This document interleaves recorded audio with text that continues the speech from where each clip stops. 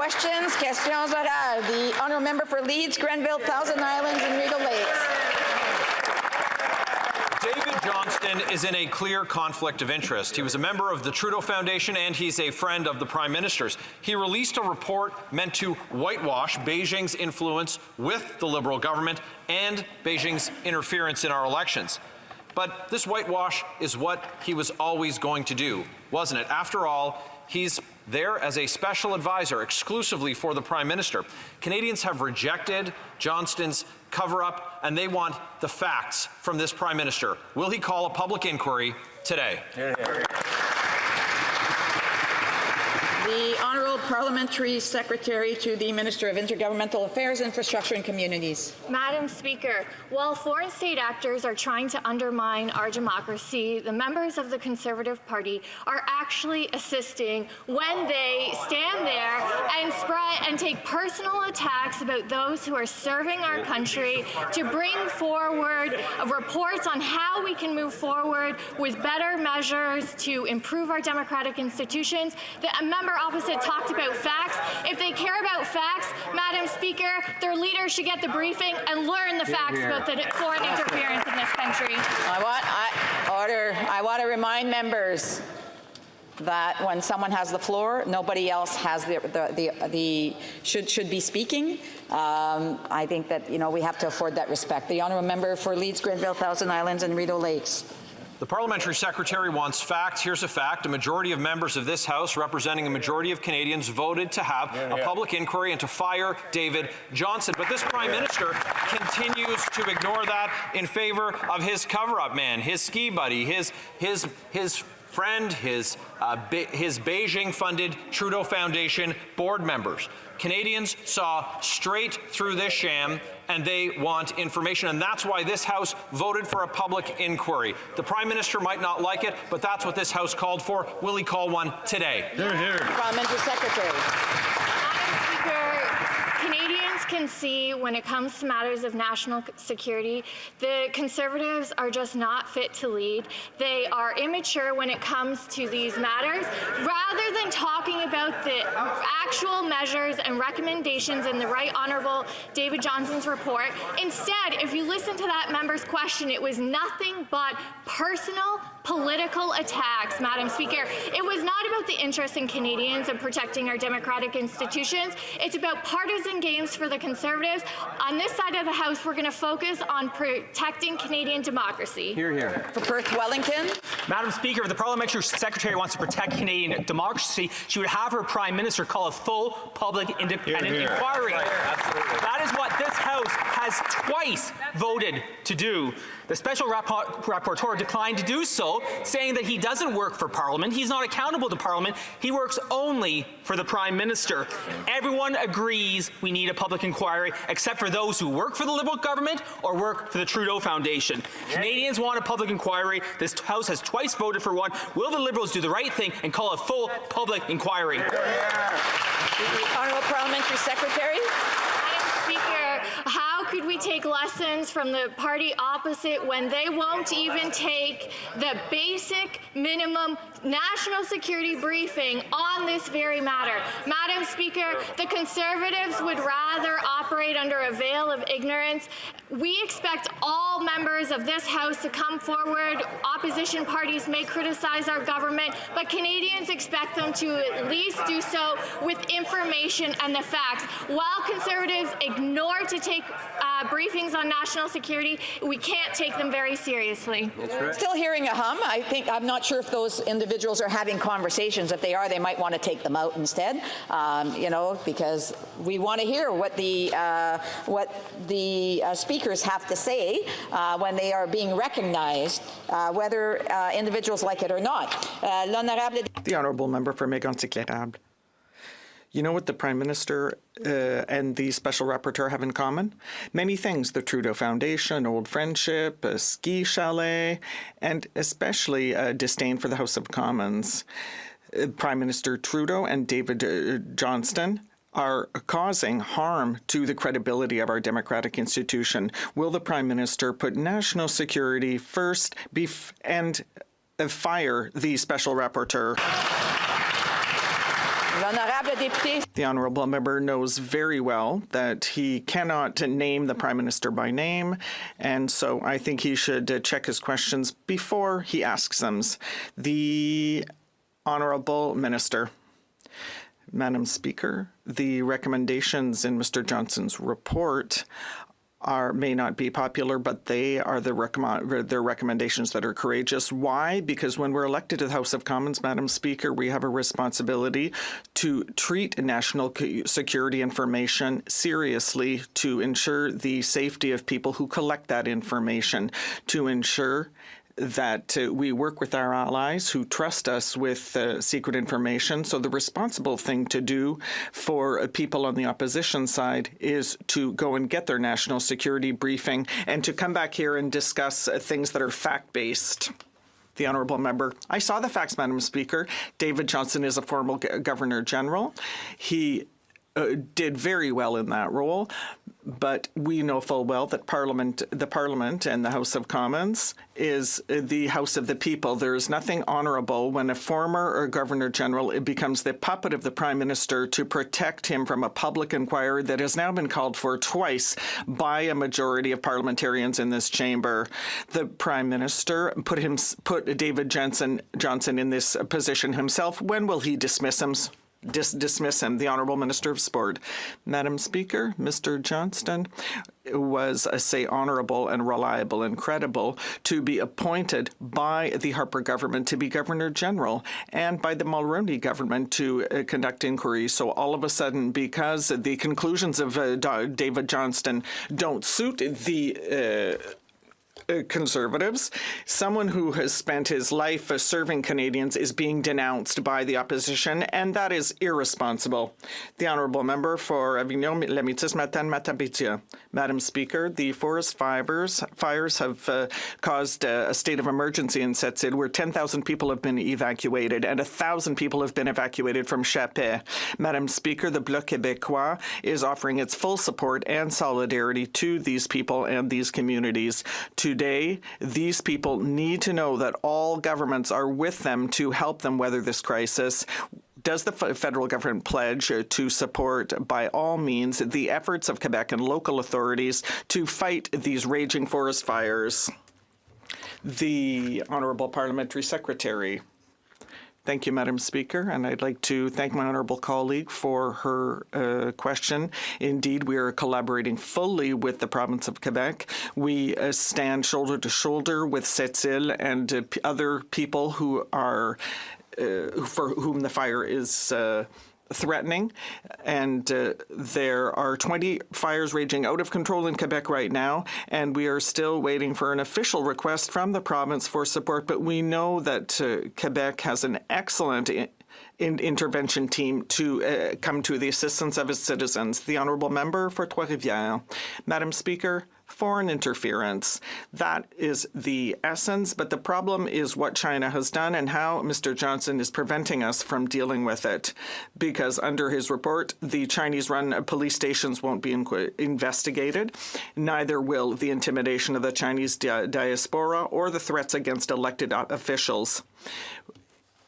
It's probably it's better to shed light on something than to keep it in the dark. So let's shed light on these matters and call for an independent public inquiry. The Honourable Minister of Sport.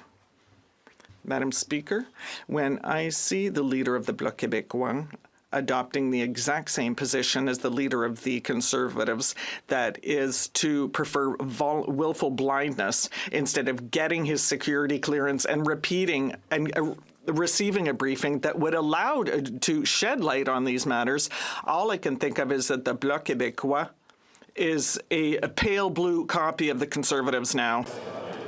The honourable member for North Island, Powell River. Madam Speaker, across Canada, forest fires are burning. This may be the worst season yet. In my riding, there is a forest fire near Sayward Village. I want to thank all the firefighters who have stepped up across our region to help, and to Mayor Baker for sharing updates with me. The leadership in the community is working hard to keep everyone safe. Climate change is impacting small communities in particular. With their limited resources and funds, the challenges will only grow. How will this government support small communities as climate change creates these new realities? Here, here. L'honorable secrétaire parlementaire du Premier ministre. Merci, Madame la Présidente. Thank you, Madam Speaker, and I'd like to thank my colleague as well for her question. We know that climate change has a direct impact on Canadians, and with the forest fires, the government is monitoring all forest fires in Canada during this summer season, and we're working closely with our provincial and territorial counterparts to ensure that they have all the support and tools they need. We even have called in Australia and the United States, and so I'd like to assure them of our full collaboration so that we can weather this crisis. Thank you. For Windsor West. When Canada had an auto policy, being the Auto Pact, we were #2 in the world in manufacturing, the hub of investment, research, and development. When the Conservatives and Liberals signed NAFTA, they allowed us to get bullied by Japan and the WTO, and without a fight, we gave up our best trade agreement in history. The result is we have dropped to 15th in the world behind Indonesia, now tied with the Czech Republic and Slovakia for auto assembly. The Windsor Stellantis future and investment has played out in all the media as the Deputy PM and Premier negotiate in the headlines. Will this government show real leadership, ditch the drama public headline approach, sign a deal with Stellantis, and bring in a real auto policy that doesn't embarrass us and puts workers first? The Honourable Parliamentary Secretary.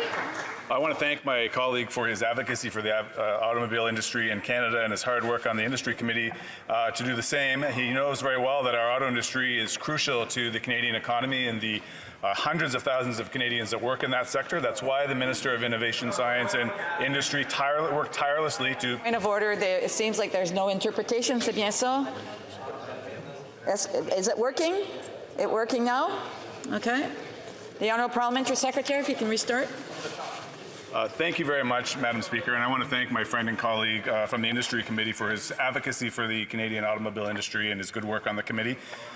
He knows that the Minister of Innovation, Science and Industry has worked tirelessly to secure a future for Canada's auto industry. We continue to negotiate in good faith with our partners. That includes Stellantis and the Government of Ontario. And through it all, our top priority is going to be getting the best possible deal for Canadians. Honourable Member for St. Albert Edmonton. Madam Speaker, yesterday the Prime Minister's National Security Advisor testified that her office and 3 deputy ministers received a memo warning that a sitting member of Parliament and his family were being targeted by Beijing. A memo that went into a black hole, but according to her, no one is responsible. It's the Prime Minister's job to run the machinery of government, and he has special responsibilities when it comes to national security. So will he finally step up and accept responsibility for this colossal failure under his watch? Hear, hear. The Honourable Parliamentary Secretary to the Minister of Intergovernmental Affairs, Infrastructure and Communities. Madam Speaker, we will never tolerate foreign state actors attempting to intimidate, whether it's members of this House, members of diaspora communities, or any Canadians. We take this matter extremely seriously.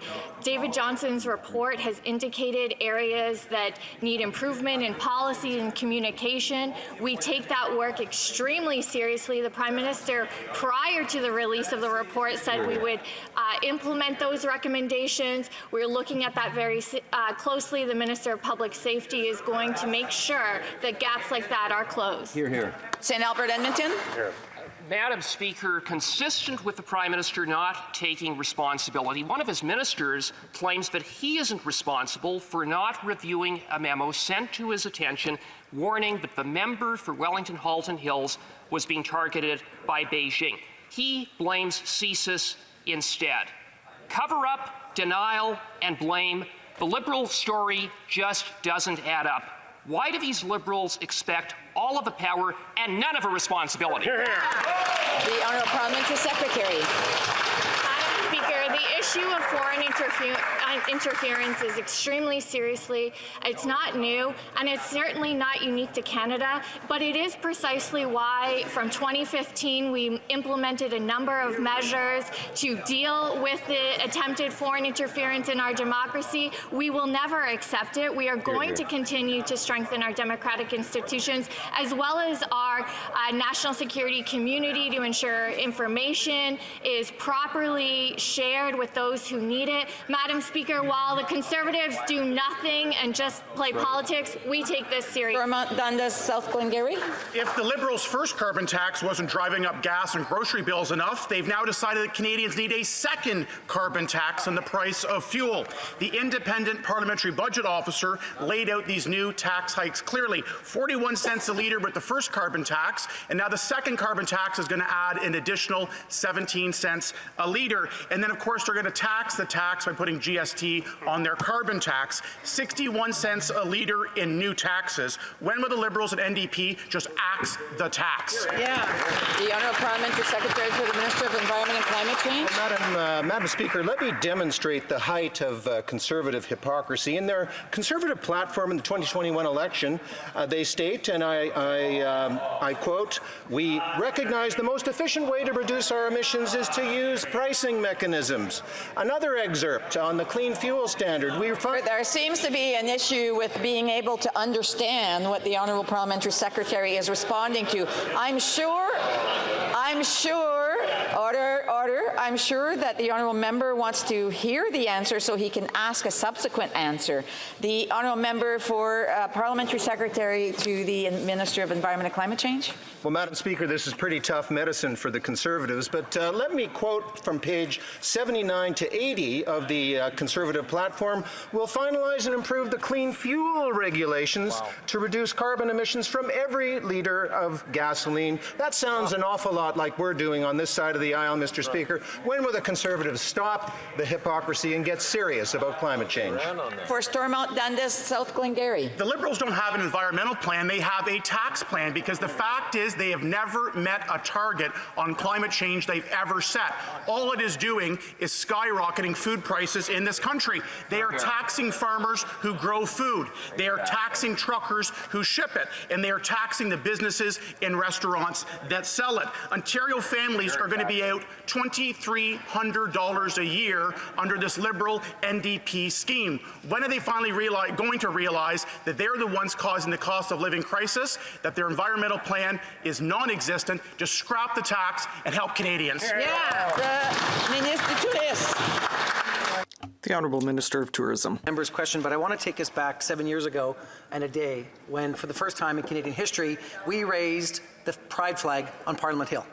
We made history, we stood up for Canadians, and members from every house, members from the Senate, were on the lawn of the Parliament to do that very thing, and I want to thank all 2S LGBTQI+ members of this House, our allies and our champions, staff, and the new Canadian Pride Caucus for getting this work done. On the substantive issue of the matter is raised, he should check his party platform in 2021 when they ran on a price on pollution. The Honourable Member for Louis Saint Laurent. Madam Speaker, I can assure this House and the Minister that everyone here on this side of the House are 100% in agreement of the defence of two LGBTQI rights. What we can also be sure of, Madam Speaker, is that unfortunately the people on that side invented a new tax to further tax Canadians and put more money in their pockets. And so Canadians are trying to deal with inflation. For the average Quebec family, it's going to cost $436 more per year. Now, seriously, can the minister tell us that this new tax is a good idea, whereas people can't even make ends meet? The Honourable Minister. Madam Speaker, the Honourable colleague on the other side knows that if he wants to ease things for Canadians, all they have to do is stop the filibuster and support the BIA in order to make things cheaper for Canadians. But with regard to the pollution, the price on pollution, the Conservative platform from 2021 says that the number of or rather, fuel is going to be something we're going to put a price on pollution on. The Honourable Member for Louis Saint Laurent. Madam Speaker, on this side of the House, we got a lot more votes than they did, even though they formed government. The other reality, Madam Speaker, is that just a few months ago, someone said that the deficit and the out-of-control spending are throwing oil on the inflationary fires. You know who said that, Madam Speaker? The Deputy Prime Minister of Canada and the Minister of Finance. And yet a few months later, she presented a budget that increased the deficit and spending. So seriously, once again, can the minister tell us that $436 more for Canadian families is more difficult and a bad idea for everyone?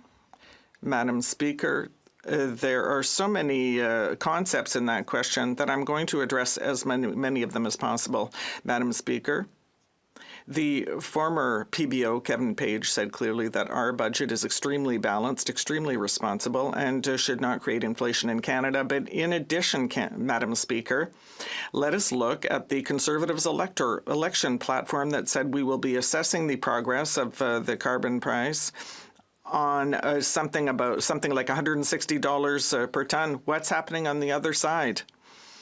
So it's done for them. The Honourable Member for Thérèse de Blainville. Madam Speaker, next Saturday is the second anniversary of a recommendation from all parties in this House on EI reform, all parties including the Liberals, and 2 years later, absolutely nothing has been done. All the parties concluded, though, in this report that the EI system is no longer adapted to the... There seems to be a problem with the interpretation. South? Is the interpreting working now? Oui. Yes, it is. The honourable member may start a question again. With pleasure, Madam Speaker. On next Saturday is the second anniversary of a vote that was held in this House, and all parties voted unanimously to reform the EI system. All the parties, including the Liberals, and yet 2 years later, absolutely nothing has been done. All the parties concluded in this report that the EI system is no longer adapted to the labour market reality. In other words, the Liberals have admitted 2 years ago already that they were turning their backs on workers with an obsolete EI system. When are they going to act? The Honourable Parliamentary Secretary to the Minister of Labour. Very much. EI is currently one of the oldest and most complex systems across the Government of Canada. That's why we made a commitment to fully modernize the system. In the past 2 years, the Minister has led more than 35 virtual national and regional roundtables with workers, employers, and academics. We have also engaged the provinces and territories, as well as Indigenous organizations, in separate consultations. We have already extended sickness benefits from 15 to 26 weeks, and with the Board of Appeal and Budget 2023, we will put EI appeal decisions back into the hands of workers. EI reform is a priority, Speaker, and we're on it, and we're going to get it done. Thank you. The Honourable Member for Thérèse de Blainville. Madam Speaker, there are many corrections that I could make to that answer, but what I wanted to say is this is not the only anniversary to be underscored in terms of Liberal dishonesty. Remember, the Prime Minister himself ordered an EI reform by summer 2022. The heat of the past few days reminds us that it was a year ago and the Liberals still haven't done a thing. So 2 years after having promised this reform and 1 year after the deadline that the Prime Minister himself set, nothing has changed. Madam Speaker, keeping one's word is a minimum of respect. So when will the Liberals... The Honourable Minister of Sport. Madam Speaker, I'm very proud that the government has supported workers during the pandemic, even though that was not covered by EIs, and so independent workers were still able to receive money instead of not being able to feed their families. And with regard to EI reform, there are things that were put into the budget to reduce the cost of living and to increase health transfers, but we did hold consultations, and the work is ongoing, Madam Speaker. Central Okanagan, Similkameen Nicola. Madam Speaker, Canadians are not just hungry, they're hangry at the price of groceries. This Minister of Finance is pouring an additional $60 billion over the inflationary fire. The food professor says that overspending by government is to blame, and he said, I quote, "When a government injects more money into the economy, the excess liquidity can drive up demand for goods, including food, which can in turn lead to higher prices." Does the Minister of Finance feel guilty that her large deficits are hurting Canadians' ability to feed themselves, or is she secretly trying to start a national weight loss challenge? Hear, hear. The Honourable Minister of Tourism. That I could maybe lose, 5 or 10, but as it comes to that member's question, what's real is if they want to help Canadians, they can stop the filibuster in this chamber today, they can show up for work, and they can make sure, Madam Speaker, that the Budget Implementation Act passes and that supports get to Canadians who need them. The hypocrisy on that side is making things smell in this House. It's not just the heat, it's the Conservatives who are blocking this Parliament. Hear, hear. We were doing not too bad, and all of a sudden it just picked up. I would ask members to please keep it down because we wouldn't want to have to change the speaking order. The Honourable Member for Central Okanagan, Similkameen Nicola. Madam Speaker, the minister's clearly misinformed. The committee has already passed the bill, and there's no filibuster. So, that's right. Madam Speaker, on the topic, inflation is like a bad house guest that just won't leave. No matter how many hints the Conservatives, economists, and even the Governor of the Bank of Canada dropped to stop spending so much, this Minister of Finance keeps pumping another $60 billion on top of last year's record deficit, which only increases the inflation, house guests to stay, and makes it even bigger mess of the economy. Will the Minister of Finance finally take a hint, reduce spending, or is she so tired of her job that she wants voters to show her and her unwanted house guests the door? The Honourable Minister of Tourism. Speaker, if the Conservatives would read the budget, they would see that there are measures to make sure that we reduce spending by $15 billion over the next years. Madam Speaker, also in the Budget Implementation Act, we would be able to make sure that Canada Worker Benefits go to Canadians faster. It would improve the education savings plans, and it would lower the tax burden for tradespeople. Madam Speaker, the Conservatives don't like that we stabilize healthcare for a generation, that we're making historic investments to grow the economy, and that we're also helping those Canadians who need it the most. They want to use dilatory tactics. We're going to keep delivering for Canadians. Hear, hear. King Vaughan. Madam Speaker, our national holiday, Canada Day, will be observed by Canadians in less than 1 month. This is a day when we all gather to celebrate our nation. However, most Canadians are more concerned with the high cost of living. If the first carbon tax wasn't harsh enough, the Liberals' birthday gift to Canadians is a second carbon tax, which will intend to destroy Canada Day festivities. Will this government show some compassion and give all Canadians the gift they deserve and axe this costly carbon tax? The Honourable Parliamentary Secretary to the Minister of Environment and Climate Change. Well, thank you, Madam Speaker. And yes, July 1st is a great day to celebrate in Canada. There's another reason to celebrate, Madam Speaker, because that's the day when the climate action rebate will come out. Those payments will come quarterly, Madam Speaker. In my home province, it's $1,000 a year, $250 a quarter, Madam Speaker. It's going to fight climate change, it's going to support affordability, and it's going to be a great day for Canadians indeed, Madam Speaker. The Honourable Member for Yorkton Melville. Speaker, this Liberal government has no shortage of imagination when it comes to making life miserable for those who drive their car to work or take a summer road trip with their family.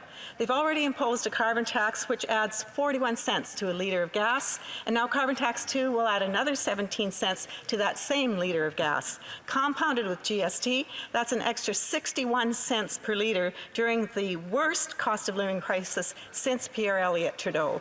When will these Liberals show some decency and scrap both of these punitive carbon taxes? Parliamentary Secretary.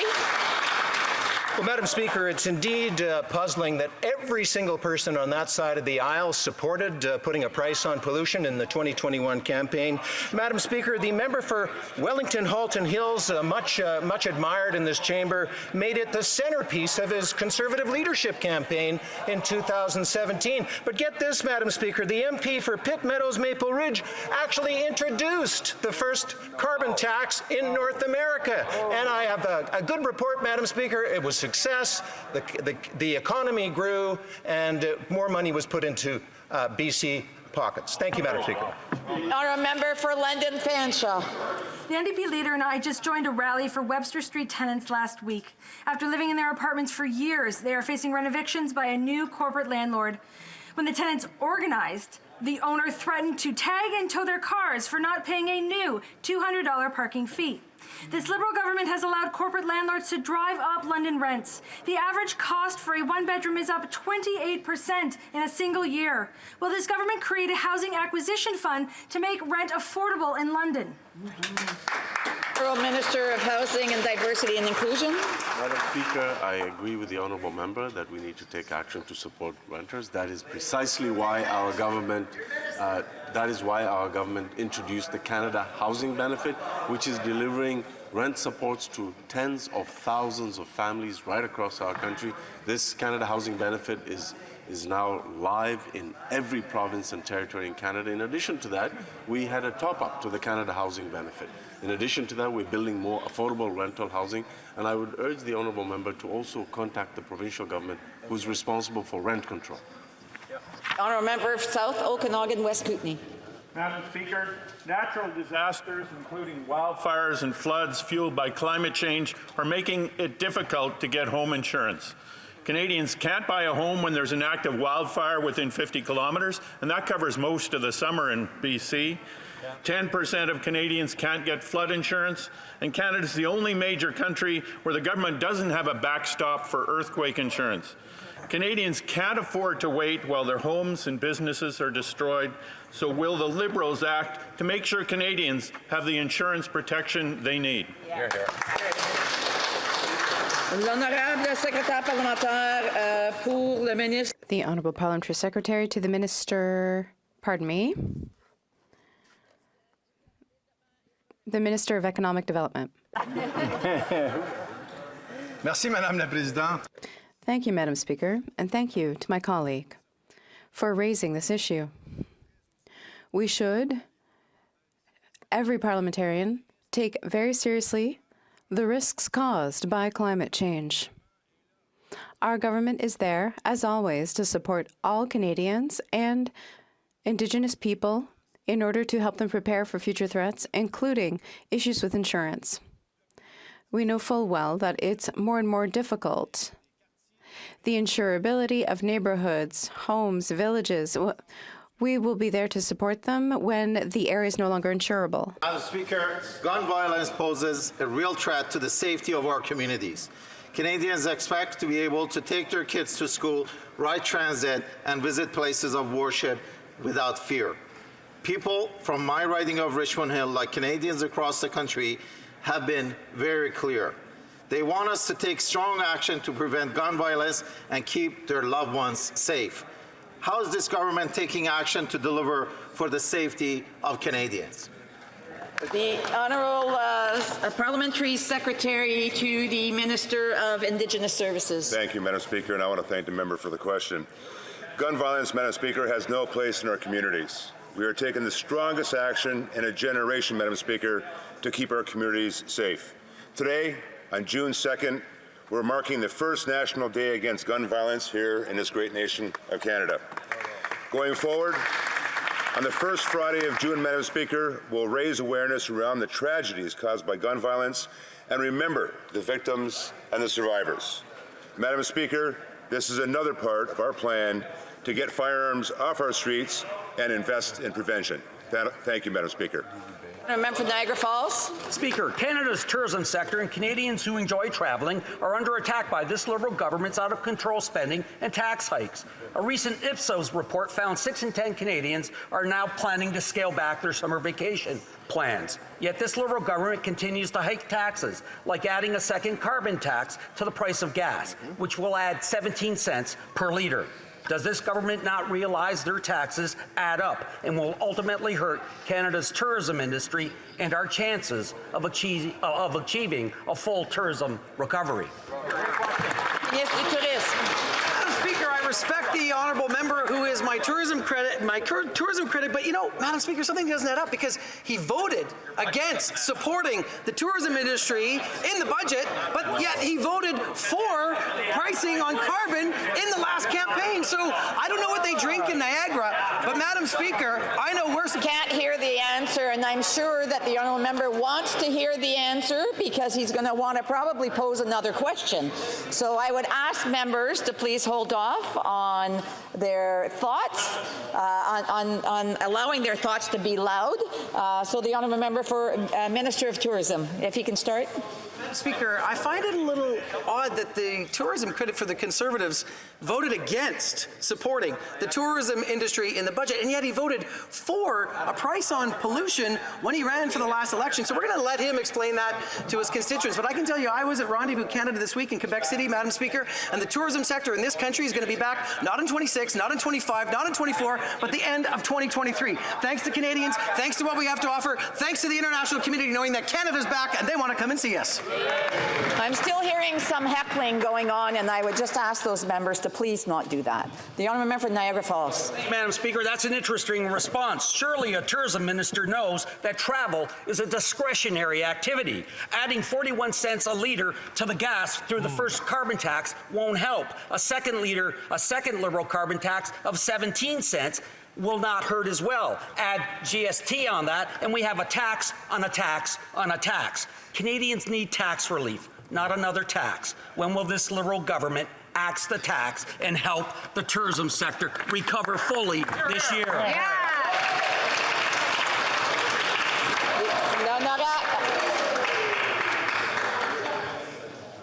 The Honourable Minister.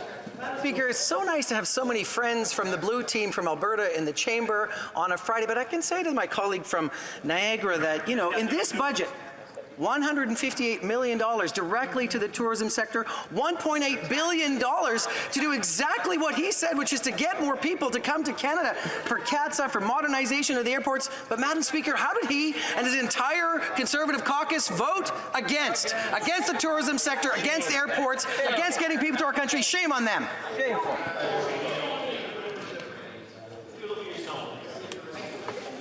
Order, order, order. If members want to have cross debate, then they should leave the chamber. Order, order, on both sides.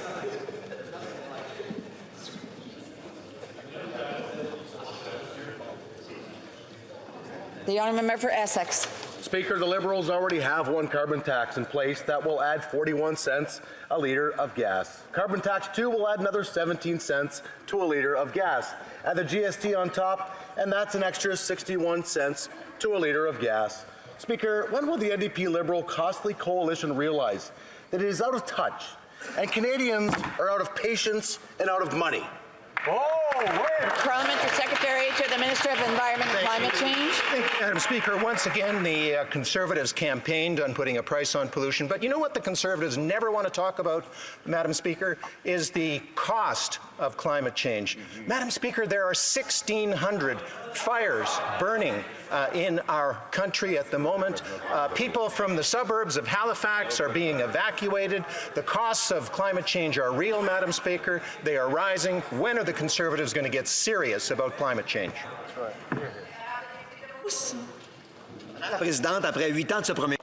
After 8 years with this Prime Minister, businesses in Beauce are struggling to find workers. Small and medium businesses in the farming sector are starting to close their doors because of backlogs at IRCC and endless paperwork. When I arrived in 2019, I asked for relief from labour market studies. With an unemployment rate of 1.9% in my region, we needed help to fill important positions. Why are the Liberals refusing to help businesses in Beauce? The Honourable Minister for Agriculture and Agri-Food. Madam Speaker, it's quite the opposite. Farmers in Quebec and throughout Canada know that our government is there to help them. I'm constantly communicating with them. I spoke with the president of the Union des producteurs agricoles yesterday. Things with our programs are going particularly well. We continue to work our colleagues in employment in order to improve processes. The Honourable Member for La Pointe de l'Île. Madam Speaker, there's another flood of complaints to the Commissioner of Official Languages, and Air Canada takes the podium again with 276 complaints about its failure to serve customers in French. But let's talk about the annual champion, the federal government. No fewer than 714 complaints against Ottawa itself for abandoning French in its bilingual public service job postings. That's triple the number from the previous year. How can businesses like Air Canada improve if the federal government is setting this kind of example? The Honourable Minister for Official Languages. Thank you very much, Madam Speaker. I want to thank my colleague for his question. I also want to thank the Commissioner for Official Languages for his report, which he tabled this week, and we accept the recommendations. As the Minister for Official Languages, I'm very pleased with the work that we've accomplished up until now. We've seen passage of Bill C-13, and I thank everyone who supported the bill. I'm looking forward to royal assent, but let's not forget that we've made historic investments, $4.1 billion, to support official language minority communities and to support or to shore up the decline of French. The member for La Pointe de l'Île. Madam Speaker, of course, we're going to monitor the impact of C-13 on companies like Air Canada. But in the case of the public service, the employers who need to be made accountable are them, the ministers here in the House. They don't need C-13 to enforce using French. They just need to stop treating their own French-speaking employees like second-class citizens. Will they send a clear message to the senior members of the public service that there will be severe consequences if the situation of French doesn't improve drastically in the next few months?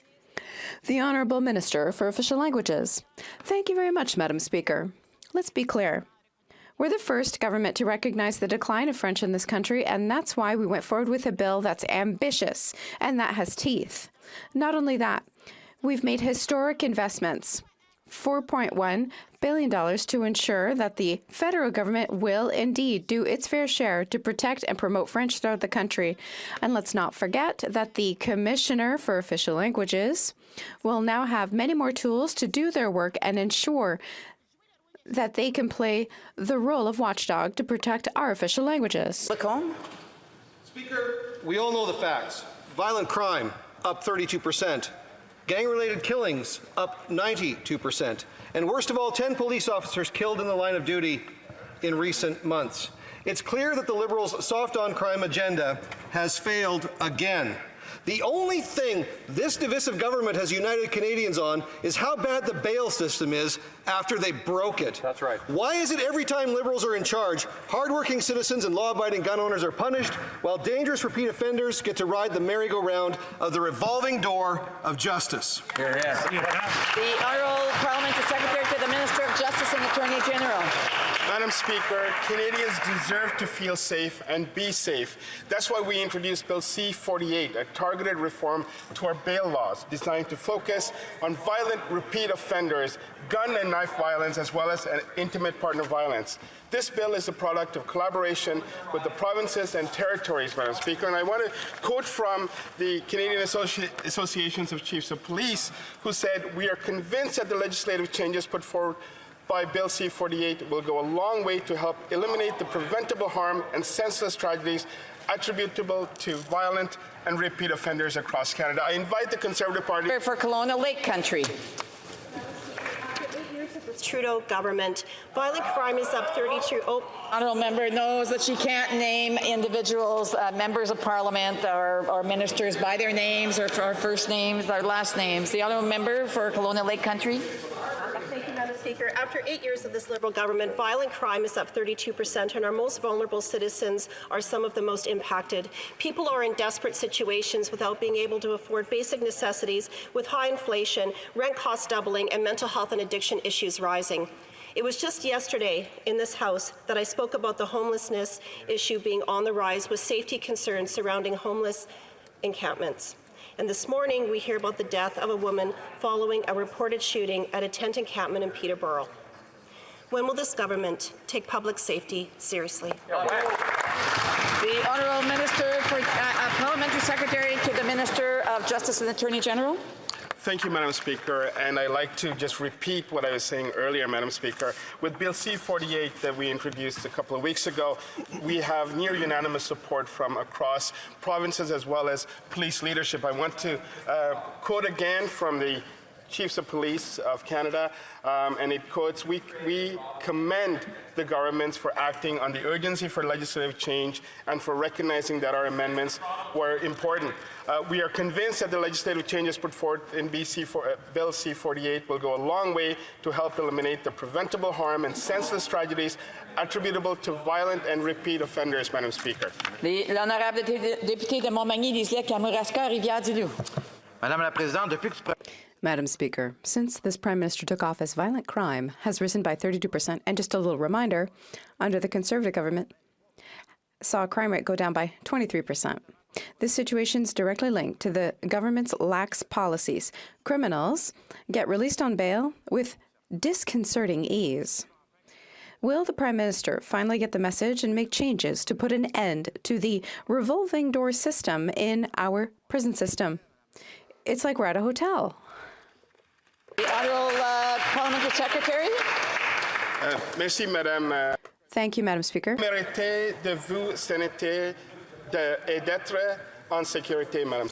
Everyone deserves to feel safe. We introduced Bill C-48, a targeted reform to our bail laws, designed to focus on violent repeat offenders, gun and knife violence, as well as intimate partner violence. If I may, Madam Speaker, repeat what I said earlier. This is from the Canadian Police Association, and their comment on C-48 is nous apprécions que le ministre ait travaillé en. We appreciate that the Minister worked in collaboration with the parties to present this bill. Honorable député de Pontiac. The Honourable Member for Pontiac. Madam Speaker, Bill C-18 on online information requires web giants to pay their fair share to local media when they benefit from their work. It makes sense. But Facebook doesn't want that. Oh no. When Australia presented a similar bill, they even tried to bully them. And they're doing the same thing today in Canada and California. We found out that Facebook is doubling down on its bullying tactics by preventing thousands of Canadians from accessing news. I'd like to know how the government plans to react to this bullying tactic, which is grotesque. The Honourable Minister for Tourism. Thank you, Madam Speaker. I'd like to thank my colleague for Pontiac for her question and hard work. Once again, Facebook wants to bully Canadians, and now they're going to block news on their platform for many Canadians. That's bullying, just like in a schoolyard. Canadians will get scared and they won't ask to get the system fixed, and they won't ask web giants to pay their fair share. But our door is open to make appropriate changes. We will not, however, let ourselves be bullied. We will demand that web giants do their fair share, and that's the end of it. Like Frontenac Kingston. Madam Speaker, Corrections Canada tells us that offenders who find jobs in the community are 3 times less likely to reoffend. This is true, but it's also irrelevant because there is zero statistical correlation between participation in CSC's job training programs and getting post-incarceration work. Here's why. Instead of recognized third-party vocational certifications, CSC issues informal statements of achievement that have all the authority of the ribbons issued at a children's bicycle decorating contest. Will the government fix this problem? The Honourable Parliamentary Secretary of the Government House Leader. Madam Speaker, you know, the opposition has a wonderful opportunity by listening to what the consultations and the output that came from the consultations with the provinces and Ottawa on bail reform. We have legislation that is here that the Conservative Party could support, and by doing that, they'll be supporting the provinces and the legislation, which would be good for all Canadians. Thank you, Madam Speaker. The honourable member for Sherwood Park, Fort Saskatchewan. Madam Speaker, Liberals have wreaked havoc in our immigration system. Canadians and prospective Canadians who play by the rules are being forced to wait for years, while the integrity of our system is threatened by unscrupulous consultants and an incompetent government. Conservatives have moved a motion at the Immigration Committee to get to the bottom of a scandal in which the government issued visas based on fake college acceptance letters and then tried to punish the victims instead of the scammers. So my question is for the chair of the Immigration Committee. After Liberals and New Democrats shut down debate on this issue, does the committee have plans to study the impact on students of the government's failure to properly enforce Canada's immigration laws? Great question. The Honourable Parliamentary Secretary to the Minister for Immigration, Refugees and Citizenship. Merci beaucoup, Madame la Présidente. Thank you very much. That we take these allegations of fraud very seriously. For these students, I have recognized the person. I recognize the individual that gets up to answer the question. The Honourable Parliamentary Secretary. Merci beaucoup, Madame la Présidente. Thank you very much, Madam Speaker. For the opposition, who might want to listen to the answer, that we take these allegations very seriously. For these students who may have been victims of fraud, we want to make it clear. They can benefit from full due process. We're also cracking down on these bad actors who prey on our most vulnerable. Madam Speaker, we'll always be there for these vulnerable students, and we will be relentless in our efforts to clamp down on these dishonest consultants. Member for St. Albert, Edmonton. Speaker, Logan Hunter and Jackson Joseph had their lives taken in the Humboldt Broncos bus crash. Because of the reckless criminal actions of one man, 16 people are dead and 13 more were injured. The perpetrator, a non-citizen, is fighting to stay in Canada. Logan and Jackson's parents want to know that if committing a crime of this consequence isn't enough to get someone deported, then what is?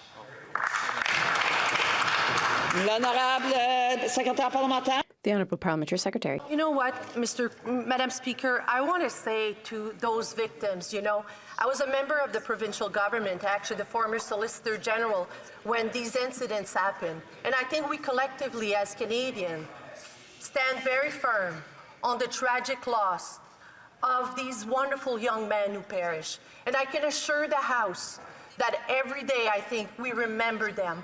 We also know that there's a court case in place, and this is the court to make a decision, Madam Speaker. I hate to think that these Conservatives will interfere into a court procedure. Let's allow the member for Fleetwood Port Kills. Madam Speaker, taking action on climate change is something we should all be able to agree on. Recently, we saw another major initiative to combat climate change in the Canada Greener Homes program. Can the Minister share with the House the anticipated impact of this program on affordable housing providers and residents, and how will this initiative support our government's commitment to achieving net zero emissions by 2050? Minister. Madam Speaker, I want to thank the honourable member for his important question and advocacy on this important issue. Affordable housing and climate change must go hand in hand. That is why I was pleased recently to announce the launch of the $1.2 billion Canada Affordable Greener Homes program. This initiative will help affordable housing providers serving low and moderate income households complete deep energy retrofits on residential rental buildings, reduce operational costs, and greenhouse emissions at the same time. This will result in an increased quality of life for residents while contributing to climate change. This is what real action on housing affordability and sustainability looks like. The honourable member for Port Moody Coquitlam. Madam Speaker, as communities from coast to coast to coast face wildfires and flooding, Canadians need this government to step up and do more. The BC NDP government already provided a $100 million watershed security fund to proactively protect from extreme weather events. And the Liberal government needs to do the same. Will this government show the same leadership as British Columbia on water and match at minimum their $100 million watershed security fund? Good question. L'honorable secrétaire parlementaire. The Honourable Parliamentary Secretary. Thank you very much, Madam Speaker. I'd like to thank my colleague for her question. Obviously, we see how important it is to face climate change, considering the number of forest fires we currently have.